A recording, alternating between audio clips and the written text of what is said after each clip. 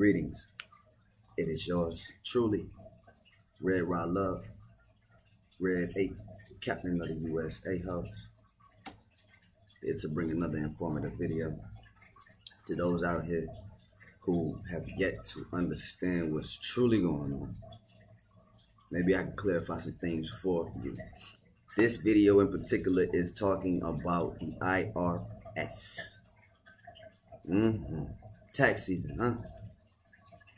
It's that time for everybody to send in those tax forms and get that money back, right? From your brother, the IRS. Or at least we like to think that's our brother.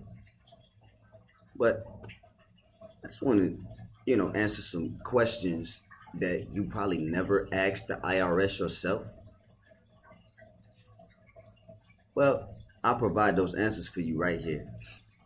And it's going to be a two-part video, so please bear with me. But this first video is going to be very, very informative. And we're going to start with this first question.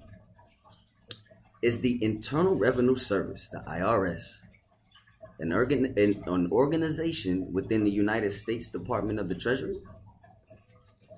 Let's ask. Let's find out. Shall we? Let's find out.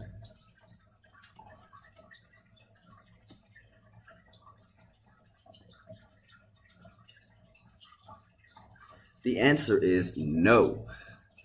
The IRS is not an organization within the United States Department of the Treasury. The United States Department of the Treasury was organized by statutes now codified in Title 31 of the United States Code, abbreviated 31 USC. The only mention of the IRS anywhere in the 31 USC 301-313 is an authorization for the President to appoint an Assistant General Counsel in the United States Department of the Treasury to be the Chief Counsel for the IRS. See, 31 USC 301F2. Okay.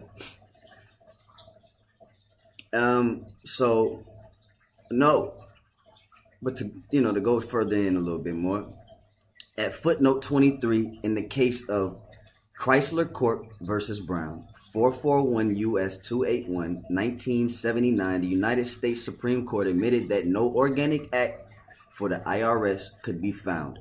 After they searched for such an act all the way back to the Civil War, which ended in the year 1865, AD, the guaranteed clause in the United States Constitution guaranteed the rule of law to all Americans. We are to be governed by law and not by arbitrary bureaucrats. Okay? See Article IV, Section 4. Since there was no organic act creating it, IRS is not a lawful organization. I hope you guys heard that clearly. I hope you did. If not, please, please, please replay this video. And matter of fact, this is not legal advice. If you are looking for legal advice, please seek a competent counsel and do so at your own discretion. And I just want you guys to know that this is entertainment purposes only. I am not a lawyer. I am not giving legal advice. And I also want to let this be known that I would never give advice that I would not attempt to try myself or have not attempted myself. So with that being said, if you are looking for legal advice, please seek a legal competent counsel, and please do so with discretion, at your own discretion. So back to the video. Yeah, man, I hope y'all understood that, man, because that's some real deep shit, for real. But let's continue. Question number 2. If not an organization within the United States of the Department of the Treasury, then what exactly is the IRS? What is the IRS? That's a great question. I know a lot of us don't ask these questions, so this is why I'm putting this video together. The answer is the IRS appears to be a collection agency working for foreign banks and operating out of Puerto Rico under color of the Federal Alcohol Administration, the FAA. But the FAA was promptly declared unconstitutional inside the 50 states by the United States by the United States Supreme Court in the case of U.S. versus Constantine, 296 U.S. 287, 1935, because prohibition had already been repealed. I hope we got that. Let's go a little deeper. In 1998, the United States Court of Appeals for the First Circuit identified a second Secretary of the Treasury as a man by the name of Manuel Diaz Saldana. Please correct me on the pronunciation. I'm not 100%, but Manuel Diaz Saldana. See the definitions of Secretary and Secretary of the Delegate at 27 CFR 26.11, formerly 27 CFR 250.11, and the published decisions in the used Tire International Inc. versus Manuel Diaz Saldana. Court docket number 97-2348, September 11th, 1998. Both definitions mention Puerto Rico. When all the evidence is examined objectively, IRS appears to be a money laundering, extortion racket and conspiracy to engage in a pattern of racketeering activity in violation of 18 U.S.C. 1951 and 1961, etc. RICO. Think of Puerto Rico, Racketeer Influence and Corrupt Organization Act. RICO. Racketeer Influenced and Corrupt Organization. RICO. In other words, it is an organized crime syndicate operating under false and fraudulent pretense. See also the Sherman Act and the Lanham Act for more clarification on that. Please. This stuff is very important, man. Very important.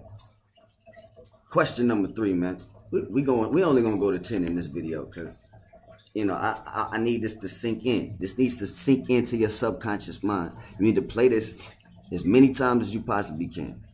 And then when you get a chance, go and check out the Undaunted National for some other videos going more in depth about this stuff. Or check out the Deprogram Enlightener, Tazadak Shabe. This guy goes in deeply on this stuff. And he can really get you up to par with a lot of things. Anyways, by what legal authority, if any, has the IRS established offices inside the 50 states of the Union? Okay, the answer: after much diligent research, several investigators have concluded that there is no such known act of Congress, nor any executive order giving IRS lawful jurisdiction to operate within any of the 50 states of the Union. So why in the... Okay.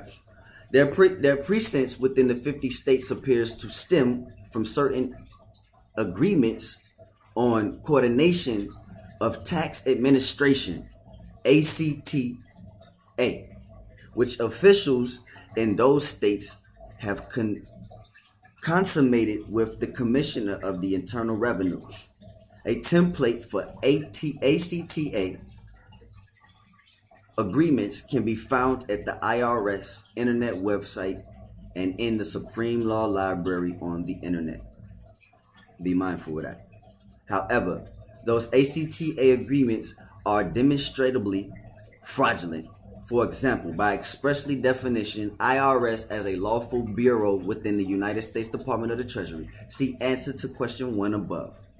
Moreover, those ACTA agreements also appear to violate state laws, requiring competitive binding before such a service contract can be awarded by a state government to any subcontractor. There is no evidence to indicate that ACTA agreements were reached after competition binding processes. On the contrary, the IRS is adamant about maintaining a monopoly syndicate. I hope that makes some sense. I hope that makes some sense to you. Okay, let's move on. Can the IRS legally show Department of the Treasury on their outgoing mail? Let me repeat that. Can the IRS show Department of the Treasury on their outgoing mail?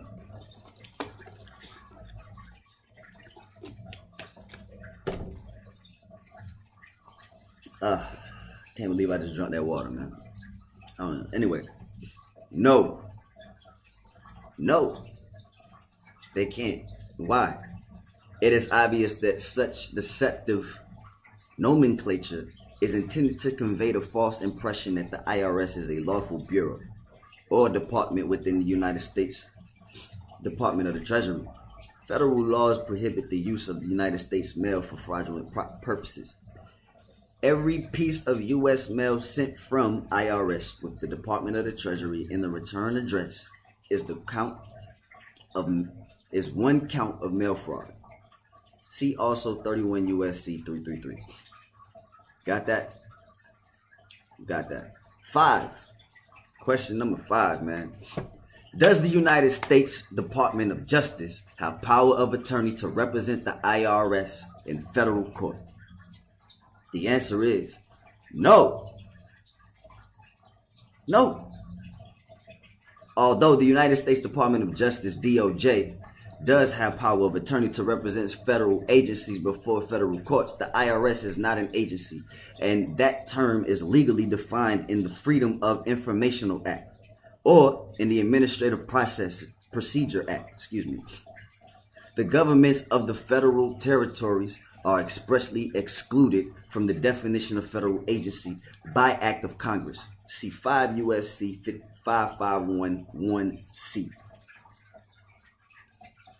So, since the IRS is domiciled in Puerto Rico, we got that already, it is thereby excluded from the definition of federal agencies, which can be represented by the DOJ, the Department of Justice. The IRS Chief Counsel, appointed by the President under authority of 31 U.S.C. 301 F2, can appear or appoint a delegate to appear in federal court on behalf of the IRS and IRS employees. Again, see the answer to question 1 above. As far as power of attorneys are concerned, the chain of command begins with Congress, flows to the President, and then to the IRS Chief Counsel, and not to the U.S. Department of Justice, the DOJ. 6. Were the so-called 14th Amendment and 16th Amendments properly ratified? The answer is no. No. Neither was properly ratified. In the case of People versus Boxer, December 1992, docket number S-3-030016, U.S. Senator Barbara Boxer fell totally silent in the face of an application to the California Supreme Court by the people of California for the order compelling Senator Boxer to witness the material evidence against the so-called 16th Amendment. The so-called amendment allegedly, let me start off, The so-called amendment allegedly authorized federal income taxation, even though it contains no provision expressly repealing 2 constitutional clauses mandating the direct taxes must be appropriated or apportioned, The Ninth Circuit Court of Appeals and the United States Supreme Court have both ruled that repeals by implication are not favored. See Crawford, Fitting Co.et, al.v.j.t. Gibson's, Inc., 482 U.S. 437 442, 1987. The material evidence in question was summarized in affidavits that were properly executed and filed in that case.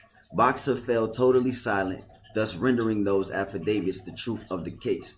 The so-called 16th Amendment has now been correctly identified as a major fraud upon the American people and the United States. Major fraud against the United States is serious federal offense. See 18 U.S.C. 1031.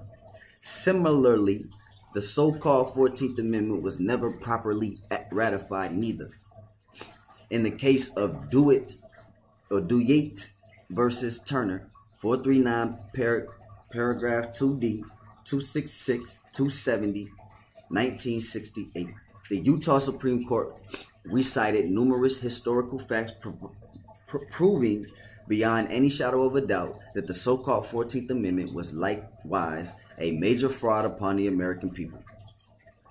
Those facts in case were acts of the several state legislatures voting for or against the proposal to amend the United States Constitution. The Supreme Law Library has a collection of references detailing this major fraud. The United States Constitution requires that constitutional amendments be ratified by 3/4 of the several states. As such, their acts are governed by the full faith and credit clauses in the United States Constitution. See Article IV, Section 1.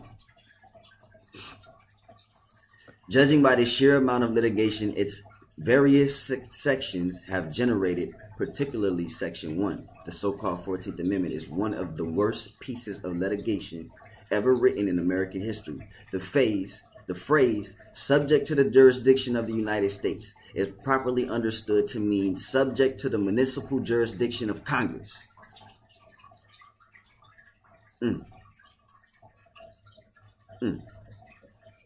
For this reason alone, the congressional resolution proposing the so-called 14th Amendment is probably vague and therefore unconstitutional. See 14 Stat 358-359 Joint Resolution number 48, June 16, 1866. Question number 7.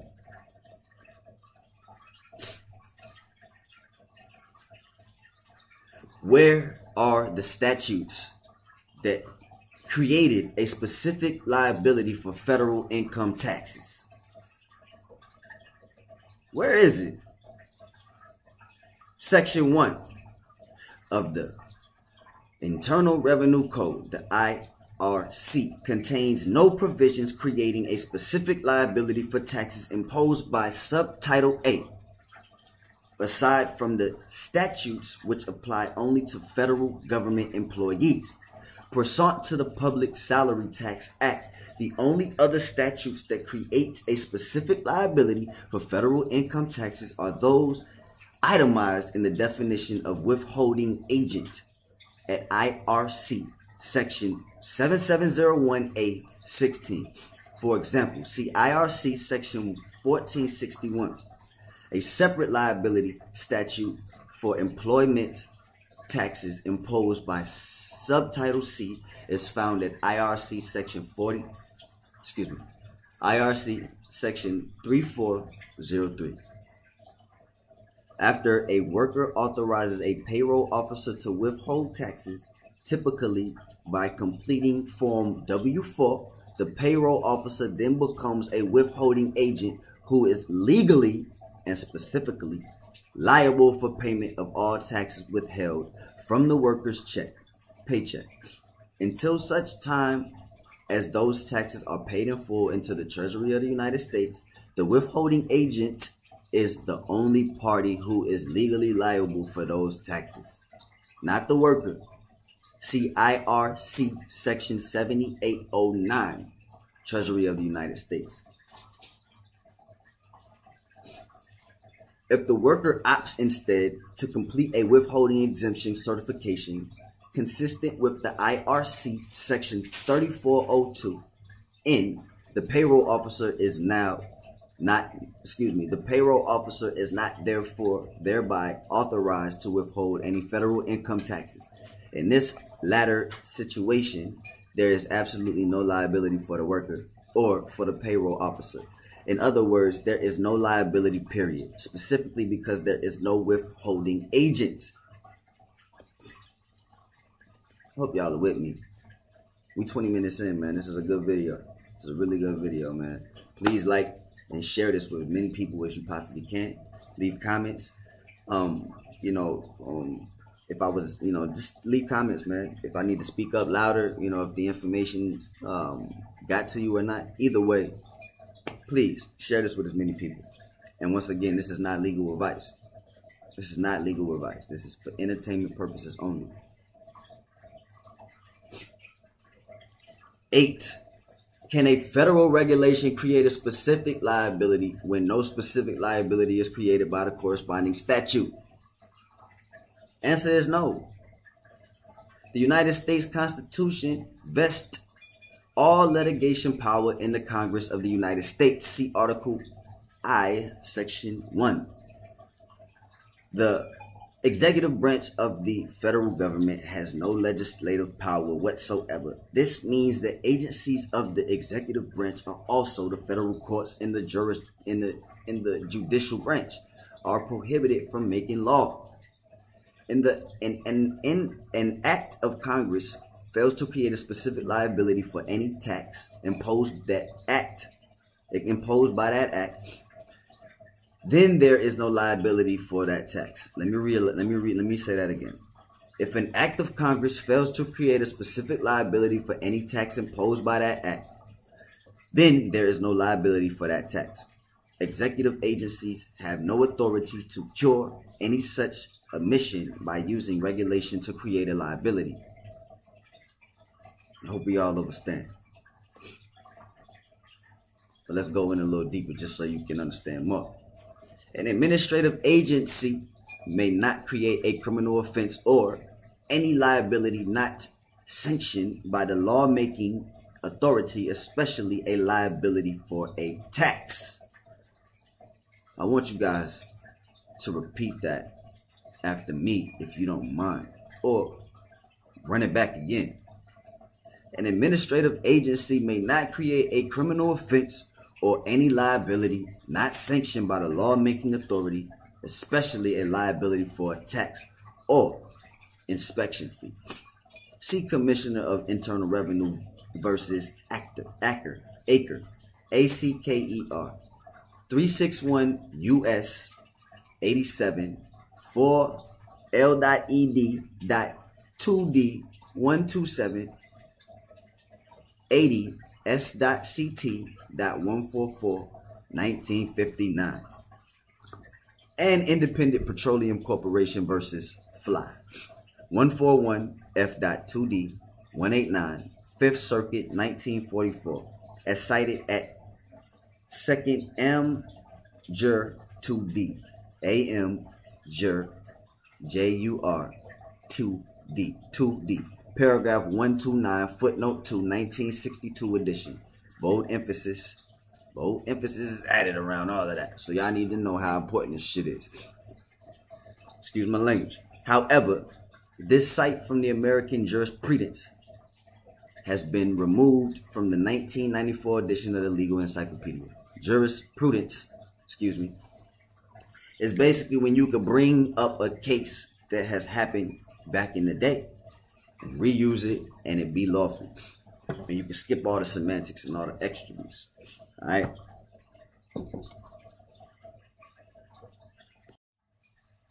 Nine, the federal regulations create an income tax liability for what specific classes of people?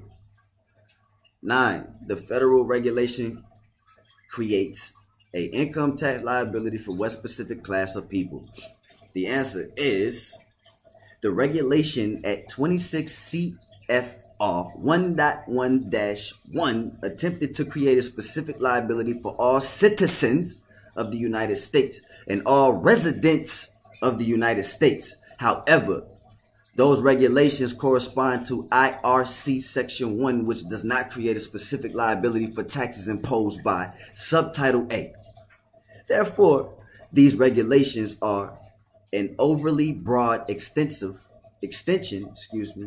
of the underlying statutory authority. As such, they are unconstitutional, null and void, this word, it's a Latin word. It's a Latin word, and I don't want to say it because I might get it wrong. So I'm gonna leave it alone. But it's a very important word, so I want you to put this in your search. Matter of fact, I'm gonna pause the video and get y'all the pronunciation. Sorry guys. So ab initio, from the beginning in Latin. The Acre case cited above held that federal regulations cannot exceed the underlying statutory authority. Ab initio. From the time when a legal document comes into force. Okay? That's basically what it means. 10. And we're going to end the video here. We 25 minutes in. We don't want to make this too long. 10 minutes in. 10. And I hope this video did something for you, because this is some important stuff that a lot of us we don't ask these questions. And see, as conscious people, as those who are trying to seek enlightenment, it is our duty to ask more questions. This is the only way we get ourselves out of this. You know, if you just allowing people to tell you something and you're not asking questions, well, you might not be awake like you think you are. So, anyways, how many classes of citizens are there? It's interesting how this question ends on 10. Great way to end the video, right? Yeah. And how did this number come to be? The answer is there are 2 classes of citizens: state citizens and federal citizens. State citizens and federal citizens. Okay. A lot of us didn't even know that, But let's go in. Let's dive deep real quick. The first class originates in the qualification clauses in the United States Constitution, where the term citizen of the United States is used. See 1, 2, 2, and 133 and 215. Notice the uppercase C in citizen when you look at these things. So I want you to go see 1.2.2. 1.3.3, whatever the fuck you call those things. I know it's like a semicolon or something. It's something like that. 2.1.5, right? And you're gonna notice the uppercase C in citizen. The pertinent court cases have defined the term United States in these clauses to mean states united. And the full term means citizen of one of the states united. See People versus De La Guerre. DELAGUERRA 40 California 311 337 1870. Judge Pablo de la Guerra signed the California Constitution of 1849 when California first joined the Union. Similar terms are found in the Diversity Clause of Article 3, Section 2, Clause 1, at the Privileges and Immunities Clause at Section IV, Section 2, Clause 1.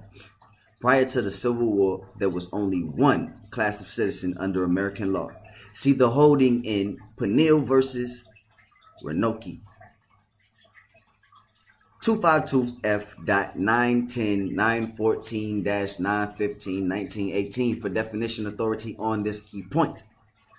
The second clause originates in the 1866 Civil Rights Act, where the term citizen of the United States is used. This act was later codified at 42 U.S.C. 1983. Notice the lower